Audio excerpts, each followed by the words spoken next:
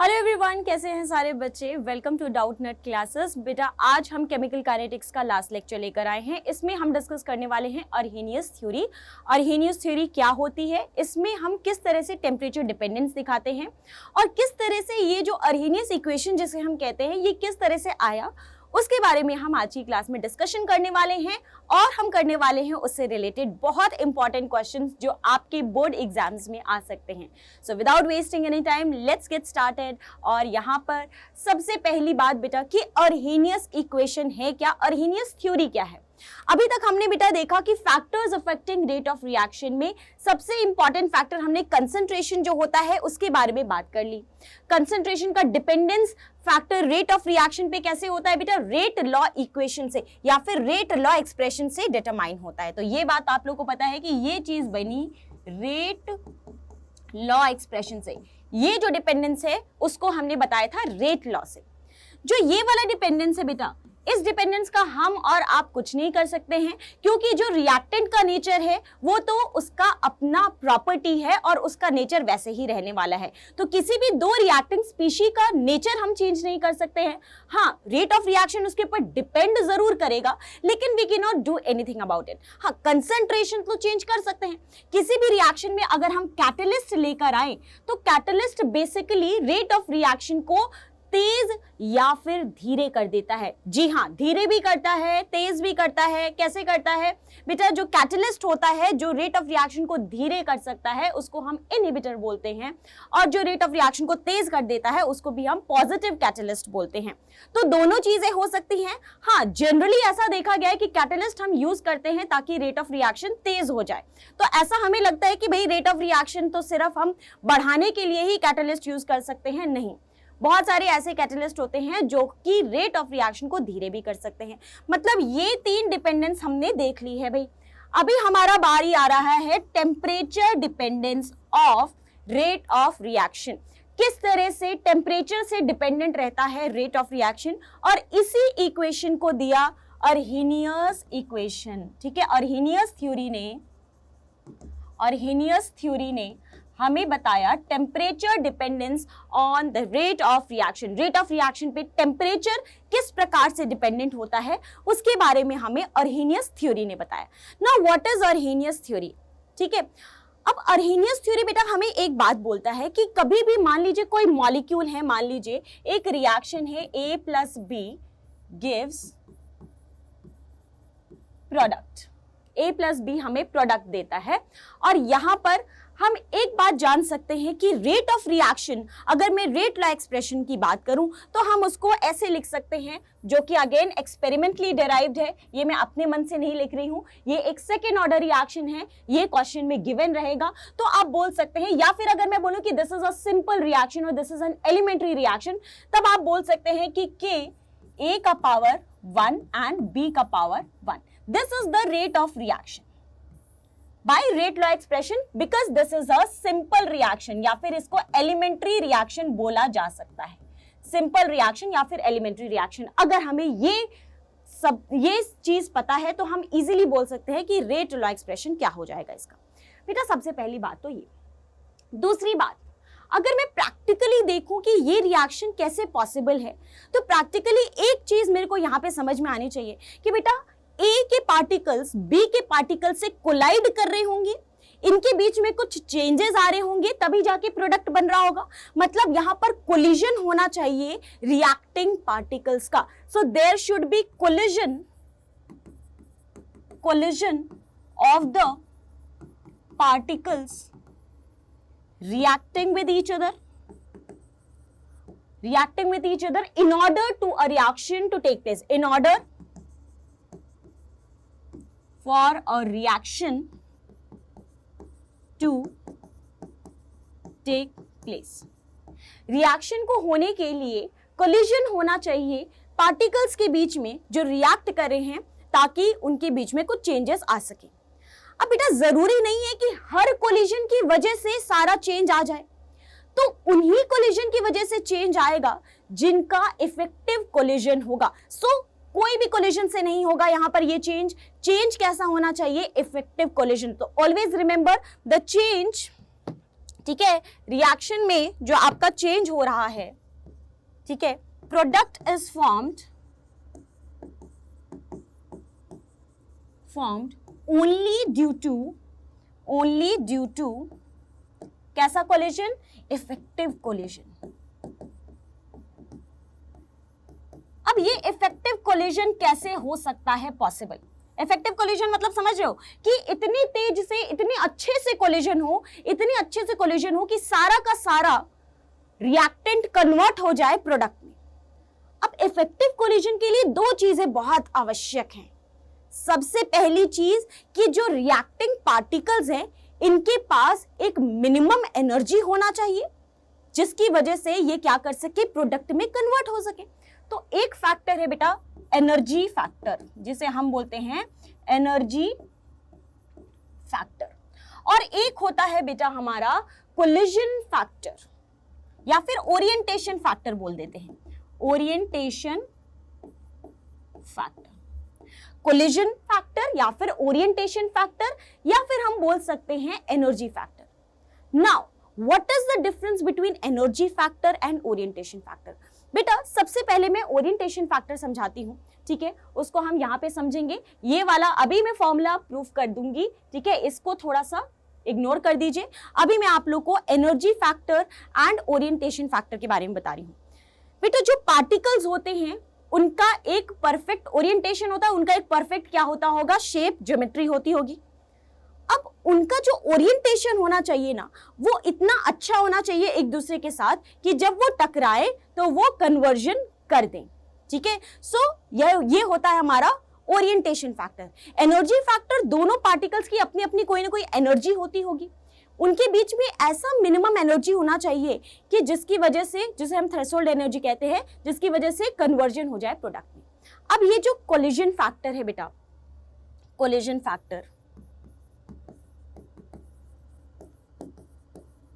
ये क्या हो जाएगा हमारा, ये हो जाएगा कि कितनी कंसंट्रेशन है हमारे पास रिएक्टेंट की, ठीक है, तो कोलिजन उतना ही अच्छा होगा। समझ रहे हैं आप बात? जितना कंसंट्रेशन उतने ज्यादा पार्टिकल्स होंगे रिएक्टेंट के, जितने ज्यादा पार्टिकल्स होंगे रिएक्टेंट के उतना ज्यादा चांसेस है कि उनका कन्वर्जन हो जाए। So it is directly proportional to, यहां पे हम बोल सकते हैं बेटा कि कोलिजन फैक्टर जो होता है वो डायरेक्टली प्रोपोर्शनल होता है concentration of A and concentration of B के। अब यहाँ पे कोलिजन फैक्टर को अगर मैं CF लिखूं तो एक आ जाएगा बेटा constant, that is ZA into B. Very very important point. पहली बात बेटा, एनर्जी फैक्टर को हम F से रिप्रेजेंट करते हैं और हमें पता है कि ये एक्टिवेशन एनर्जी के ऊपर डायरेक्टली प्रोपोर्शनल होता है और ये एक्सपोनेंशियली प्रोपोर्शनल होता है। एक्सपोनेंशियली वो भी ऐसे कि E का power minus EA by RT, ये हो गया हमारा एनर्जी फैक्टर। बेटा एक और फैक्टर होता है दैट इज द प्रोबेबिलिटी। अरे भाई प्रोबेबिलिटी भी तो अच्छी होनी चाहिए, कन्वर्ट होने की प्रोबेबिलिटी भी तो अच्छी होनी चाहिए। सारी चीजें दुनिया में किससे चल रही है बेटा, प्रोबेबिलिटी से चल रही हैं। अगर सब कुछ सेम है लेकिन प्रोबेबिलिटी ही कम है उनकी कन्वर्जन की, तो क्या रिएक्टेंट प्रोडक्ट में कन्वर्ट होगा? नहीं होगा। मतलब मैं कह सकती हूं इन तीनों को मिला के कि rate of reaction is equal to collision factor, energy factor into probability factor. Collision factor क्या हो जाएगा, रेट ऑफ रिएक्शन क्या था बेटा, KA इंटू बी, क्योंकि वो एक सिंपल रिएक्शन था। कोलिजन फैक्टर क्या हो जाएगा हमारा, ZA into B. Energy factor क्या हो जाएगा बेटा, एनर्जी फैक्टर है हमारा E का power minus EA by RT and probability factor is P। अब बेटा यहां पर देखा जाए तो Z एंड P ये सब क्या है, एक दूसरे की कांस्टेंट है। A इंटू बी तो कैंसिल आउट हो गया। Z इंटू P बेटा ये एक क्या है, कोलिजन फैक्टर का कांस्टेंट है और प्रोबेबिलिटी भी तो एक कांस्टेंट क्वांटिटी होती है ना। मैथ्स भी पढ़ते होगे, 10th में भी मैथ्स पढ़ा होगा। प्रोबेबिलिटी एक कांस्टेंट चीज होती है, ठीक है। अगर हेड आए टेल आए, हाफ हाफ प्रोबेबिलिटी होती है ना, वो चीज एक कांस्टेंट है। तो Z इंटू P भी एक कांस्टेंट होगा और इसी कांस्टेंट को हम बोलते हैं बेटा अर्हीनियस कांस्टेंट। और यहां से आया हमारा K is equals to Z into P, एक नया कांस्टेंट, ठीक है। Z इंटू P को हम एक नया कांस्टेंट बोलते हैं, दैट इज अर्हीनियस कांस्टेंट A। ए ई का power minus E A by R T, where K is the rate constant, A is the Arrhenius constant, EA is the activation energy, R is the universal gas constant and T is the temperature in Kelvin. जिस भी temperature पे reaction हो रहा होगा वही होगा. तो यहां से आप बोल सकते हैं कि K E A into E का power minus E A by R T. ये चीज प्रूफ हो गई भाई. Any problem, any doubt? चलिए भाई, अब ये चीज प्रूव हो गई. अब मैं क्या लूं, दोनों तरफ नेचुरल लॉग ले सकती हूं. जब मैंने दोनों तरफ नेचुरल लॉग लिया बेटा, तो इसको मैंने ln k बोल दिया. और e का पावर का नेचुरल लॉग क्या होता है बेटा, वो हो जाएगा आपका जो पावर में है वो हो जाएगा.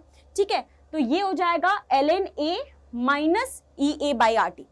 ठीक है, अब लॉग में करूंगी तो यहां पर क्या आ जाएगा बेटा, 2.303 आ जाएगा. दोनों तरफ मैंने लॉग किया, यहाँ पे 2.303, यहाँ पे 2.303 minus E A upon R T. 2.303 से सबको मल्टीप्लाई कर दीजिए, क्या हो जाएगा, log 10. ठीक है, बेस में 10, k is equals to log a minus E A upon R T into 2.303. क्योंकि 2.303 इसके साथ भी आया, इसके साथ भी आया, लेकिन यहाँ पर तो नेचुरल लॉग था ही नहीं, यहाँ पर नहीं आया था. तो जब हमने डिवाइड कर दिया तो यहाँ पर डिवीजन में आ गया, उन दोनों का कैंसिल आउट हो गया. So this is a very very important factor. This is a very very important factor. ठीक है, और इससे बहुत बहुत बहुत ज्यादा इंपॉर्टेंट क्वेश्चंस आते हैं.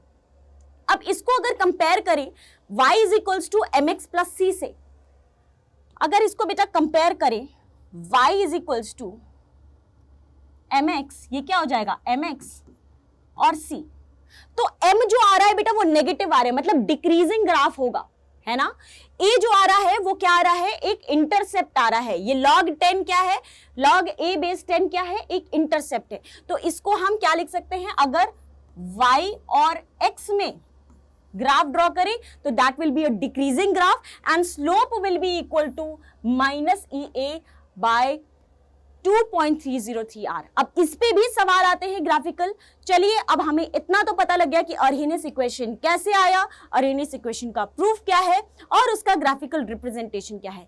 इतनी इंफॉर्मेशन काफी है आपको क्वेश्चंस लगाने के लिए, क्वेश्चन सॉल्व करने के लिए. This information is more than enough.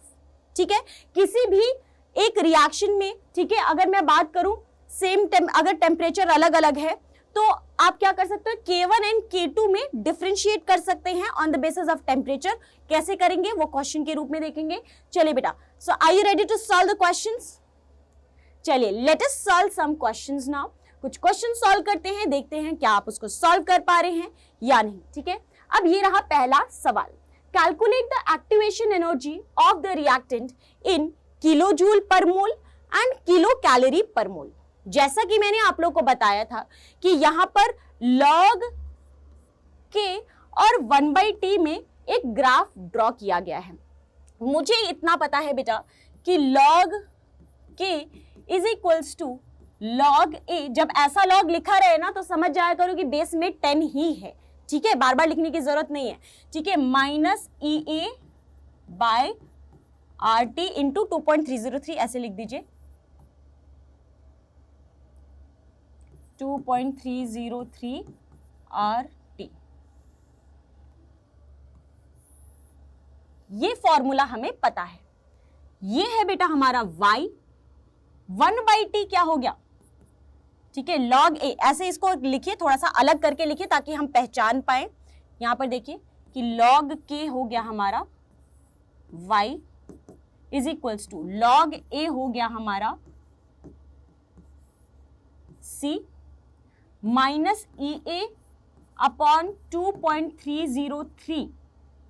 यहां पर ये क्या हो गया r, ये हो गया हमारा अगेन m और 1/t हो गया हमारा x. अभी समझ में आ गया कि y is equals to M X plus c. ये हो गया हमारा ग्राफ. और minus E A upon 2.303 r basically क्या है बेटा, ये slope. Slope is equals to minus E A upon 2.303 r. ठीक है जी. क्यों ऐसा आया ग्राफ, ऐसा क्यों नहीं आया, क्योंकि स्लोप नेगेटिव है. आप देख सकते हैं स्लोप नेगेटिव है बेटा. जब स्लोप नेगेटिव होगा तो डिक्रीजिंग ग्राफ होगा, स्लोप पॉजिटिव होगा तो इंक्रीजिंग ग्राफ होगा. बेटा यहाँ पे आपको कुछ थीटा की वैल्यू गिवन है, that is theta is equals to tan inverse -3। तो यहां पे मैं क्या करूं, tan थीटा निकाल सकती हूं।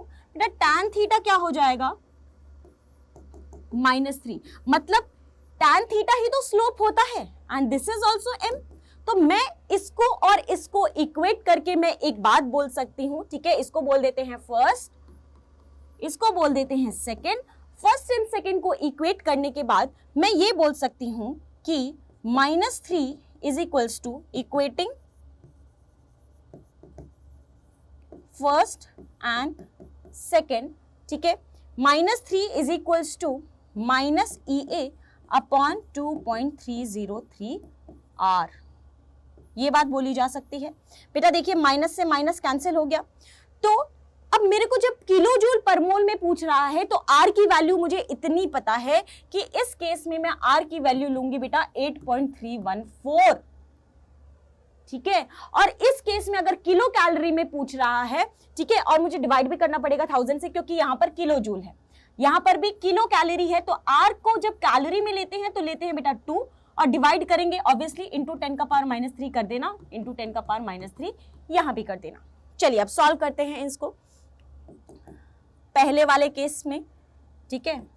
फर्स्ट केस में हमने क्या किया, 3 इंटू 2.303 इंटू 8.314 अपॉन 1000, ये हो गया हमारा R का EA का वैल्यू। सेकेंड वाले केस में हो जाएगा 3 इंटू 2.303 इंटू 2 अपॉन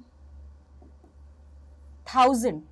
अगेन यहां पर भी होगी आपकी दोनों वैल्यूज किसकी आ गई, EA की आ गई। अब आप सॉल्व कर सकते हैं, समझ में आ गई बात। बस इतनी चीज ध्यान रखनी है कि जब आपको किलो जूल मतलब जूल के टर्म्स में जब बोले तो R की वैल्यू 8.314 लेनी है, कैलोरीज में बोले तो R की वैल्यू आपको 2 लेनी है, ठीक है। तो ये आपकी R की वैल्यूज क्या होनी चाहिए, इसका ध्यान रखना है। इजीली आप सॉल्व करेंगे देखिए बेटा, और आपका आंसर यहाँ पर आ जाएगा। और इवन मैं आपको एक और बात बताऊं तो एग्जाम में अगर ये क्वेश्चन आएगा ना, एग्जाम में अगर क्वेश्चन आएगा तो आपको पूरा कैलकुलेशन नहीं पूछा जाएगा, सिर्फ इस टर्म में examiner just wants to know कि क्या आप ये वाला कन्वर्जन कर पा रहे हैं, क्या आप इतना दिमाग लगा पा रहे हैं कि यहाँ पर R की वैल्यू 8.314 और यहाँ पे R की वैल्यू 2 लेनी है। बस एग्जामिनर को इतना मतलब है आपसे, ठीक है। फिर भी अगर आपको निकालना है तो ये क्या हो जाएगा 2.3 एंड 8.3, ठीक है, ये लगभग बराबर हो जाएगा बेटा 19 के।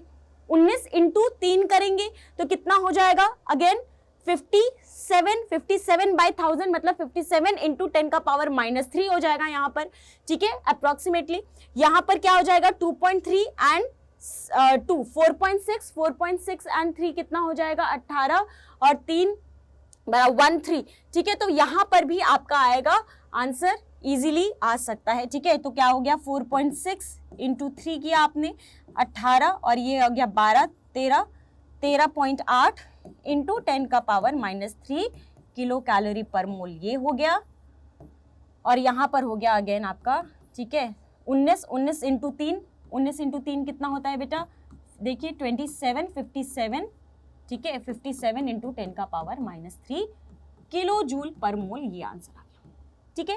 बस इतनी चीज ध्यान रखनी थी कि क्या आप ग्राफिकली रिलेट कर सकते हो अर्हेनियस इक्वेशन को, और क्या ये वाले गिवन इंफॉर्मेशन को यूटिलाइज कर सकते हैं, और क्या यहाँ से tan theta is equals to -3 बता सकते हैं। बस इतना सा आपको यहाँ पर जानने की आवश्यकता थी। Next question, the rate constant for a reaction at 227 degree Celsius and 427 degree Celsius are इतना एंड इतना।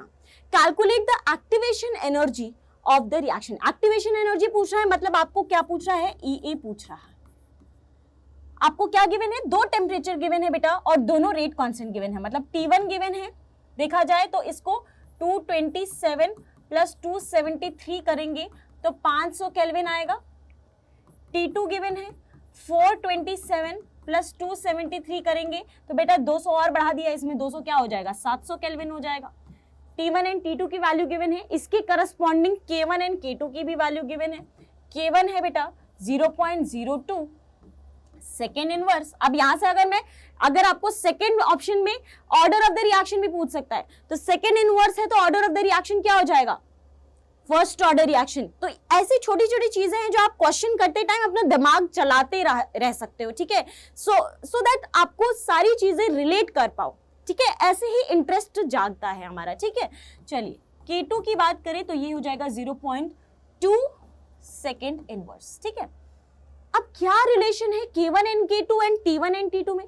बेटा मुझे इतना पता है, ठीक है, सबसे पहले मैं आपको रिलेशन बता देती हूँ। मुझे इतना पता है कि बेटा log K is equals to log A minus EA upon 2.303 RT। अगर मैं K1 के लिए बोलूं तो यही चीज क्या हो जाएगी, K1 T1, R constant, EA भी क्या है, एक रिएक्शन के लिए एक्टिवेशन एनर्जी कांस्टेंट ही रहती है। हाँ, टेम्परेचर बढ़ाने पे EA चेंज हो जाता है, टेम्परेचर बढ़ाने पे K चेंज हो जाता है, लेकिन EA तो उस रिएक्शन के जो रिएक्टेंट्स हैं उनकी प्रॉपर्टीज है ना, EA सेम रहता है। सिमिलरली A भी सेम रहेगा, एक ही रिएक्शन की बात हो रही है। तो पहला ये, दूसरा मैं बोल सकती हूं कि log K2 is equals to, again यहां पर भी A सेम रहेगा क्योंकि रिएक्शन अपना सेम ही है, रिएक्टेंट्स भी सेम है तो EA भी सेम रहेगा, 2.303 RT2, और ये है आपका सेकेंड। अगर मैं सेकेंड को फर्स्ट से माइनस कर दूं, subtracting second from first, second minus first कर दिया मैंने, तो log K2 minus log K1, क्या मैं इसको log K2 बाई K1 लिख सकती हूँ? क्या मैं लिख सकती हूँ? बिल्कुल लिख सकते हैं बेटा। Is equals to this minus this, ये दोनों तो आपस में कट ही जाएंगे, ठीक है, क्योंकि सेम ही है। इज इक्वल्स टू, यहां पर इतना माइनस इतना किया है, मतलब देखो T2 आ रहा है माइनस में, T1 आ जाएगा प्लस में, क्योंकि माइनस हम इसको कर रहे हैं। तो इसको मैं बोल सकती हूं कि EA अपॉन 2.303 R, तो क्या हो जाएगा, ये तो क्या हो जाएगा हमारा, कॉमन हो जाएगा दोनों में, ठीक है, ये माइनस में ये प्लस में, क्योंकि माइनस दिस तो माइनस माइनस माइनस प्लस, ठीक है, समझ पा रहे हो। तो ये हो जाएगा आपका माइनस में और T1 हो जाएगा प्लस में, तो लिखने के लिए हम ऐसे लिखेंगे 1/T1 माइनस 1/T2। तो बेटा ये भी एक बहुत इंपॉर्टेंट रिलेशन है, इससे भी बहुत इंपॉर्टेंट सवाल पूछे जाते हैं बेटा।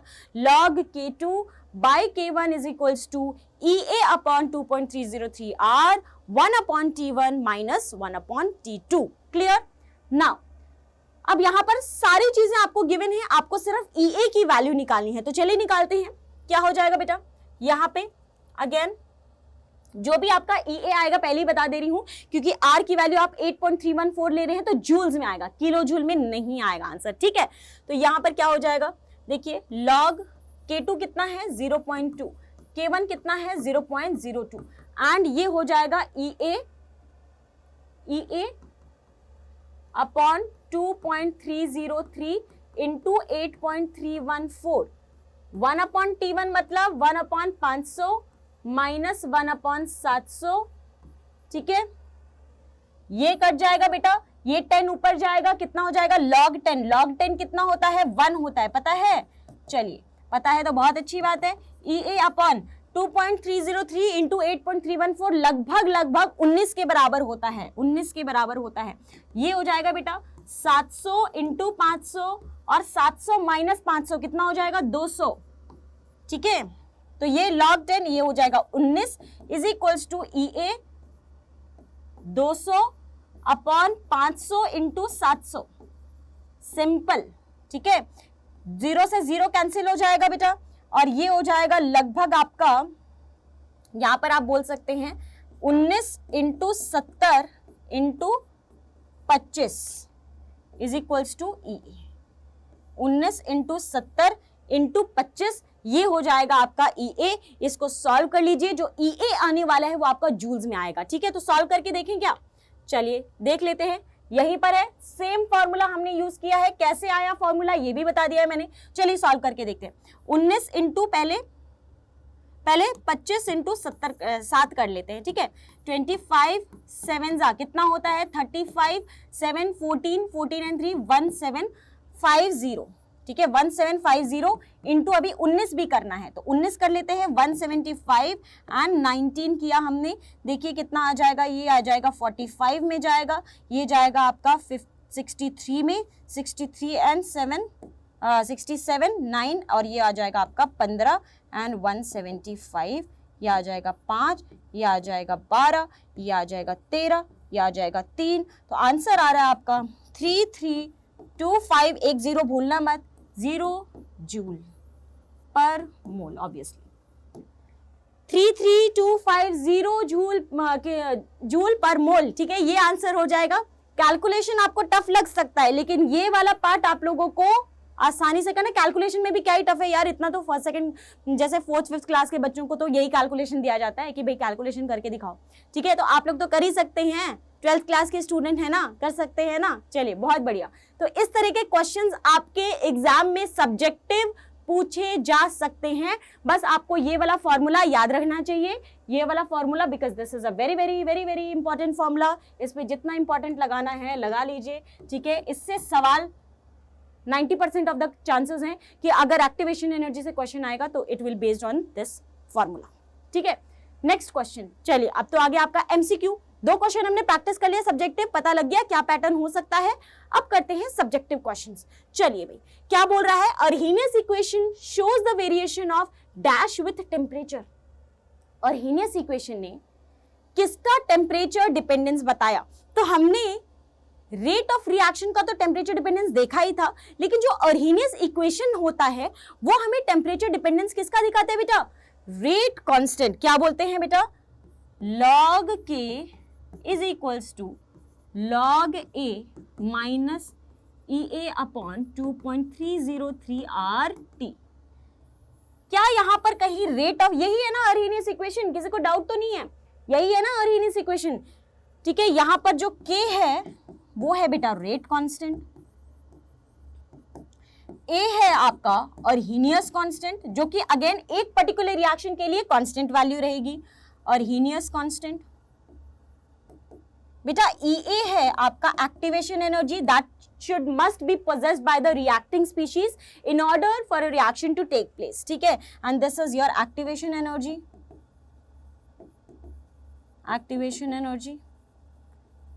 Next is your R. R क्या है बेटा? R क्या है? Gas constant, universal gas constant. ठीक है, अगर जूल में निकालना है तो 8.314 लेंगे, कैलोरीज में निकालनी है अगर आपको EA तो आप इसको लेंगे कितना? 2। ठीक है, T is the temperature in kelvin. बताइए, अब यहां पर सारी चीजें मैंने बोल दी हैं, अब आपको बस ये बताना है कि क्या यहाँ पर रेट ऑफ रिएक्शन के बारे में कोई बात हुई इस इक्वेशन में? नहीं। क्या यहाँ पे रेट कांस्टेंट की बात हुई? बिल्कुल हुई, यहाँ पर रेट कांस्टेंट की तो बात हुई है, इसी की तो बात हुई है। ठीक है, क्या एनर्जी ऑफ एक्टिवेशन की बात हुई है? क्या टेम्परेचर डिपेंडेंस है हमारा एक्टिवेशन एनर्जी पे? नहीं। एक्टिवेशन एनर्जी किसी भी रिएक्टिंग स्पीशीज का, रिएक्टिंग मॉलिक्यूल्स का एक कांस्टेंट क्वांटिटी होता है। ठीक है, फ्रीक्वेंसी फैक्टर, फ्रीक्वेंसी फैक्टर तो क्या था बेटा हमारा? Z A into B. ठीक है, फ्रीक्वेंसी फैक्टर, कोलिजन फैक्टर, ये क्या था हमारा? Z A into B. ये तो कोई टेम्परेचर पे डिपेंडेंस है ही नहीं, Z एक कांस्टेंट है, ये डिपेंडेंट है किसके ऊपर? कितने ज्यादा कंसंट्रेशन है हमारे रिएक्टिंग स्पीशीज का। तो ये भी नहीं है, ये भी नहीं है, आपका सही आंसर क्या हो जाएगा? Option number B. Clear? Next question, pick out the correct statement. हमारे पास 4 स्टेटमेंट गिवन है, हमें इनमें से करेक्ट स्टेटमेंट बताना है। अ chemical reaction is accompanied by absorption of heat is called an exothermic reaction. Exothermic reaction किसको बोलते हैं? थोड़ा सा याद कीजिए और यहाँ पर आंसर करेक्ट बताइए, करेक्ट स्टेटमेंट बताना है। अ chemical reaction accompanied by evolution of heat is an endothermic reaction. बताइए एंडोथर्मिक रिएक्शन किसको बोलते हैं? Next, rate constant for first order reaction does not change on changing the concentration. क्या बोल रहा है कि रेट कांस्टेंट जो होता है फर्स्ट ऑर्डर रिएक्शन का, it does not changes on changing the concentration. Chemical equilibrium is a dynamic, chemical equilibrium का जो स्टेट होता है ये डायनेमिक नेचर में होता है। ठीक है, चलिए यहां पर मोर देन 1 करेक्ट है आंसर, मोर देन 1 करेक्ट है। ठीक है, अगर आप एनसीईआरटी के क्वेश्चंस लगाते हैं तो बेटा एनसीईआरटी के एग्जाम्पलर एक बुक आती है जिसको आप डाउटनट ऐप पे ढूंढ सकते हैं, वो बुक बहुत इजीली अवेलेबल है हमारे डाउटनट ऐप पे। उनकी क्वेश्चंस अगर आप सॉल्व करेंगे ना तो आपका बोर्ड्स तो 100% है कि बोर्ड्स तो आपका आराम से निकल जाएगा अच्छे नंबर से। ठीक है, अगर आप कोई कॉम्पिटिटिव एग्जाम की भी तैयारी कर रहे हैं तो भी आप यहाँ पर फोड़ सकते हैं एग्जाम्पलर लगा के, ठीक है। तो कहने का मतलब यही है कि आप ज्यादा से ज्यादा क्वेश्चंस कीजिए, ना सिर्फ आप एनसीईआरटी के क्वेश्चंस कीजिए बल्कि एनसीईआरटी एग्जाम्पलर एमसीक्यू टाइप के क्वेश्चंस कीजिए, ठीक है। जितने भी तरह के क्वेश्चन आप प्रैक्टिस करोगे उतनी ज्यादा क्लैरिटी आएगी। कंसेप्ट समझना फिजिकल केमिस्ट्री में बहुत छोटी बात है, लेकिन क्वेश्चन सॉल्व कर पाना ही एक बड़ी बात होती है और यही लोग नहीं कर पाते, ठीक है। तो अपने को क्वेश्चन भी सॉल्व करना है। आई होप आप लोगों ने ये क्वेश्चन देख लिया होगा। चलिए अब देखते हैं chemical reaction accompanied bye absorption of heat, मतलब ऐसे रिएक्शन जिसमें आपको हीट देना पड़ रहा है। हीट अगर देना पड़ रहा है तो वो रिएक्शन क्या होता है बेटा, एंडोथर्मिक होता है। हीट देने का क्या मतलब है कि A प्लस बी अगर हमें प्रोडक्ट दे रहा है तो आप उसको हीट देना पड़ रहा है तब जाके ये प्रोसेस हो रहा है। अगर हीट देना पड़ रहा है तो वो प्रोसेस एंडोथर्मिक होता है बेटा, एक्सो नहीं होता है। तो ये स्टेटमेंट तो बिल्कुल ही गलत है। Second, a chemical reaction accompanied by evolution of heat is called endothermic reaction, ठीक है, is known as endothermic reaction. अगर इवोल्यूशन ऑफ हीट हो रहा है, मतलब अगर कोई रिएक्शन है A प्लस बी और ये हमें प्रोडक्ट दे रहा है और इसके साथ बहुत ज्यादा हीट मिल रहा है हमें, तो ऐसे रिएक्शंस एक्सोथर्मिक होते हैं बेटा। दिस रिएक्शन इज एक्सोथर्मिक, ना कि एंडोथर्मिक। ये गलत है स्टेटमेंट, ठीक है। So this statement is completely wrong. It can not be a endothermic reaction, it is definitely an exothermic reaction. The rate constant for first order reaction does not changes on changing the concentration. बेटा rate of reaction की बात नहीं कर रहा है, यहाँ पे rate constant की बात कर रहा है। रेट कांस्टेंट क्या होता है बेटा, K। जो K होता है, अभी मैंने बताया था बेटा, जो K होता है वो टेम्परेचर पे डिपेंडेंट होता है। अगर आप कंसंट्रेशन चेंज कर दोगे तो रेट ऑफ रिएक्शन हो सकता है चेंज हो जाए, लेकिन रेट कांस्टेंट तो चेंज नहीं होता because it is a constant quantity. It depends on the temperature and apparently on order of the reaction. It has nothing to do with the concentration of reactants. ठीक है, तो यहाँ पर ये statement बिल्कुल सही है बेटा. Rate constant for first order reaction या किसी ऑर्डर रिएक्शन के लिए जो आपका, क्योंकि यहाँ पर ऑर्डर तो आपको कंफर्म ही कर दिया है ना, तो किसी भी अगर स्पेसिफाई कर दे order of reaction, rate constant only and only on temperature पे डिपेंड करेगा, अदरवाइज वो किसी के भी ऊपर नहीं डिपेंड करेगा. Concentration of reactant, concentration of product कहीं भी डिपेंड नहीं करेगा. ठीक है. Chemical equilibrium state is dynamic in nature. बेटा केमिकल इक्विलिब्रियम होता क्या है, A प्लस बी हमें C प्लस डी दे रहा है और C प्लस डी साथ में हमें A प्लस बी दे रहा है. ठीक है, तो ये हो जाएगा हमारा स्टेट. यहां पर continuously A plus B C plus D दे रहा है और C plus D A plus B दे रहा है. मतलब ये रुका हुआ नहीं है रिएक्शन, ये कॉन्टिन्यूसली रिएक्शन चले जा रहा है. सो बिल्कुल डायनेमिक नेचर. स्टार्टिंग मतलब रुका हुआ, डायनेमिक मतलब चलता हुआ. अब फॉर एग्जाम्पल अगर मैं बोलना चाहूं कि जैसे मान लीजिए एक दीवार है, ठीक है, अब मैं दीवार को धक्का दे रही हूं तो क्या दीवार हिल जाएगी? कोई चांस, कोई सेंस है इस बात का? नहीं ना. ठीक है, मैं दीवार को धक्का दे रही हूं, दीवार हिल रही है, वो एक स्टैटिक इक्विलिब्रियम है. ठीक है, लेकिन अगर मैं एक बाल्टी में पानी लूं, बाल्टी में छेद कर दूं, पानी निकल भी रहा है, पानी आ भी रहा है, तो पानी क्या हो रहा है बेटा, कुछ निकल रहा है, कुछ मॉलिक्यूल्स निकल रहे हैं, कुछ मॉलिक्यूल्स नए पानी के आ रहे हैं. तो that is a dynamic equilibrium. ठीक है, जैसे नाव में बैठे हो, नाव में छेद कर दिया, ठीक है, नाव में पानी आ भी रहा है और आप बाल्टी से पानी बाहर भी फेंकते जा रहे हो. So that is a dynamic equilibrium. सारा काम हो रहा है, आ भी रहा है, जा भी रहा है. लेकिन अगर मैं दीवार को हिला रही हूं तो वहां पे दीवार हिल नहीं रही. ठीक है, that is a static equilibrium. ठीक है, चलिए, okay, so that is dynamic. तो यहाँ पर C एंड D ऑप्शंस हो जाएंगे हमारे करेक्ट ही पूछा है ना, करेक्ट पूछा है. चलिए next question. Pick out the correct statement. A catalyst speeds up the forward reaction but slows down the reverse reaction. Addition of catalyst changes the equilibrium constant. Pressure changes do not change the equilibrium concentration. The composition of equilibrium is changed by catalyst. हमें correct statement बताना है. तो पहला statement बोल रहा है कि catalyst जो होता है वो फॉरवर्ड रिएक्शन की स्पीड को बहुत तेज कर देता है और बैकवर्ड रिएक्शन की स्पीड को स्लो कर देता है. बेटा मैंने आप लोगों को बताया कि ऐसा हमें लगता है कि कैटलिस्ट हर वक्त रिएक्शन को स्पीड अप ही करता होगा, लेकिन बहुत सारे कैटलिस्ट जिन्हें हम पॉइजन या इनहिबिटर बोलते हैं, ऐसे कैटलिस्ट रिएक्शन को स्लो भी कर देते हैं। सो this statement is not always true. हाँ, पॉजिटिव कैटलिस्ट बोला रहता तब ये रिएक्शन ट्रू होता। पॉजिटिव कैटलिस्ट हमेशा फॉरवर्ड रिएक्शन के रेट को बढ़ाता है, बैकवर्ड को घटाएगा, लेकिन यहाँ पे सिर्फ कैटलिस्ट बोला है, so this statement is wrong, ये गलत स्टेटमेंट है। करेक्ट स्टेटमेंट बताने में, addition of catalyst changes the equilibrium constant. बेटा इक्विलिब्रियम कांस्टेंट क्या होता है? के इक्विलिब्रियम। के इक्विलिब्रियम को ब्रह्मा जी का वरदान मिला हुआ है, जस्ट लाइक रेट कांस्टेंट। जितने भी के वाले टर्म्स आप पढ़ोगे ना केमिस्ट्री में, जैसे के इक्विलिब्रियम हो गया, के आई हो गया, के पी हो गया, के सी हो गया, आपका ये हो गया सॉल्युबिलिटी प्रोडक्ट हो गया, के एस पी हो गया, के ए हो गया, के बी हो गया, ठीक है, एसिड का डिसोसिएशन कांस्टेंट, बेस का डिसोसिएशन कांस्टेंट, ये सब के सब जो के वाले टर्म्स होते हैं ना, they are only and only dependent on temperature. ये सिर्फ और सिर्फ टेम्परेचर पे डिपेंडेंट होता है। ठीक उसी प्रकार के इक्विलिब्रियम को भी ब्रह्मा जी का वरदान मिला हुआ है कि ये सिर्फ और सिर्फ टेम्परेचर पे डिपेंड करेगा और किसी पे डिपेंड ही नहीं करेगा, ठीक है। तो ये स्टेटमेंट भी गलत है। कैटलिस्ट का ऐड करते रहिए, के इक्विलिब्रियम वही रहेगा, कोई फर्क नहीं पड़ने वाला उसको।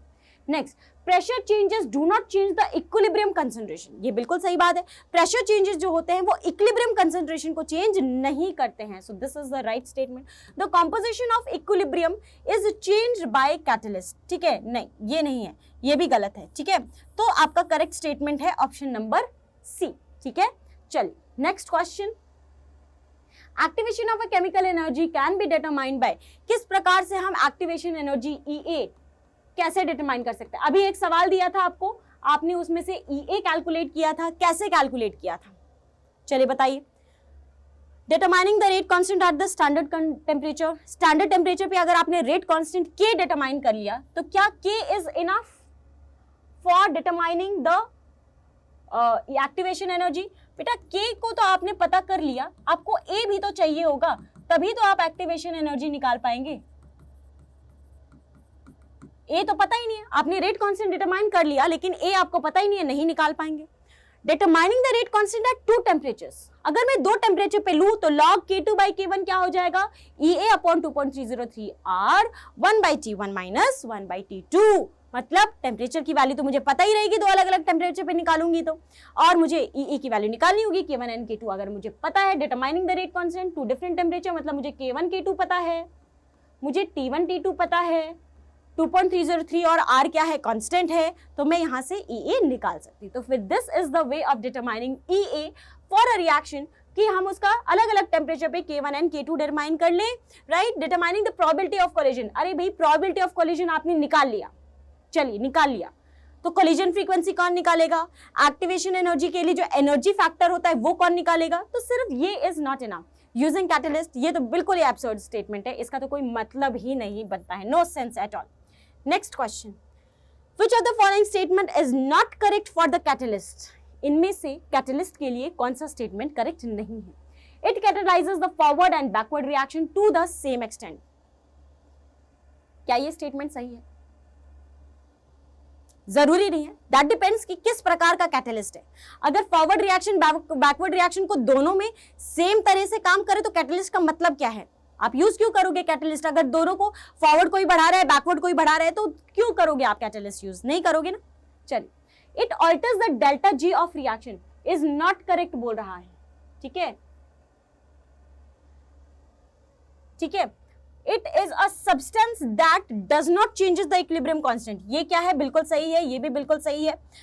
It provides an alternate mechanism by reducing activation energy between the reactants and the products. बिल्कुल सही है। मैकेनिज्म बेटा एक्टिवेशन एनर्जी को क्या कर देता है? लोअर कर देता है। जो एनर्जी आपको चाहिए रिएक्शन को होने के लिए उसको कम कर देता है, ठीक है। सो आपका जो करेक्ट स्टेटमेंट होगा वो हो जाएगा incorrect statement. It alters the delta G of reaction. Delta G को चेंज नहीं कर सकता आपका catalyst. Delta G is delta H minus T delta S, उसको कैटलिस्ट से कोई लेना देना है ही नहीं। तो ये स्टेटमेंट आपका रॉन्ग है, मतलब करेक्ट आंसर आपका है ऑप्शन बी, ठीक है। ए वाले का मैंने क्या बोला था कि it कैटलाइजेस forward and backward reaction at the same extent, बिल्कुल सही बात है, ठीक है। अगर आपका पॉजिटिव कैटलिस्ट है और अगर नेगेटिव कैटलिस्ट है तो दोनों को वो इफेक्ट करेगा, ठीक है। चलिए बच्चे, तो आज की जो क्लास थी उसमें हमने अर्हीनियस इक्वेशन से बेस्ड क्वेश्चंस किए, अर्हेनियस इक्वेशन हमने समझा, ठीक है, अर्हेनियस इक्वेशन की कोलिजन थ्योरी समझी। तो आई होप आप लोग को ये रिएक्शन, ये जो आपका सेशन है ये बहुत ही इंटरेस्टिंग लग रहा होगा, बहुत ही अमेजिंग लग रहा होगा। मुझे कमेंट सेक्शन में ज़रूर बताइएगा कि आपको इनमें से सबसे अच्छा क्वेश्चन, सबसे अच्छा पार्ट क्या लगा और आप क्या एक्सपेक्ट करते हैं, आगे कौन सा चैप्टर पढ़ना है। ये सारे चीज़ें आप कमेंट सेक्शन में अपने सजेशंस ज़रूर दीजिएगा। यू आर मोस्ट वेलकम, ठीक है। चलिए मिलते हैं आपसे नेक्स्ट क्लास में। Okay, thank you so much, goodbye and take care.